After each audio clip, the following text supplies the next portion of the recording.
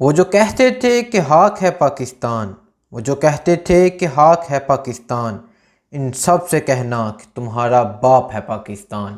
آج افغانیوں نے میچ کو میچ نہیں بلکہ جنگ بنا لیا تھا۔ میچ سے قبل بھی اسٹیڈیم کے باہر افغانیوں نے پاکستانی پر تشدد کیا اور اسے کافی زخمی کر دیا، جس کی وجہ سے پولیس نے کچھ افغانیوں کو باہر نکال دیا اور 2 کو گرفتار کر لیا۔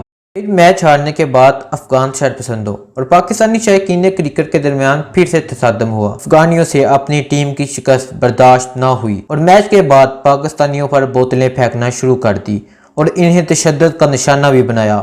اس موقع پر کچھ پاکستانی شائقین کرکٹ نے بھی افغان شرپسندوں کو بھرپور جواب دیا۔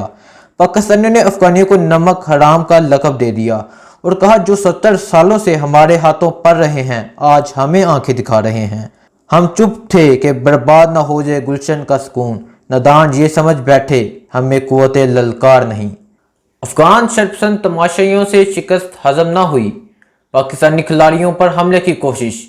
میچ ختم ہوتے ہی شرپسند افغانی میدان میں کود پڑے اور پاکستانی کھلاڑیوں پر حملے کی کوشش کی، تاہم سیکورٹی اہلکاروں نے بروقت مداخلت کر کے پاکستانی کھلاڑیوں کو پویلین پہنچا دیا۔ تفصیلات کے مطابق پاکستان کی جانب سے سنسیز مقابلے کے بعد فتح حاصل کرنے پر شرپسند افغان تماشائی اوقات سے باہر ہو گئے اور رکاوٹیں پھلانگتے ہوئے میدان میں کود پڑے۔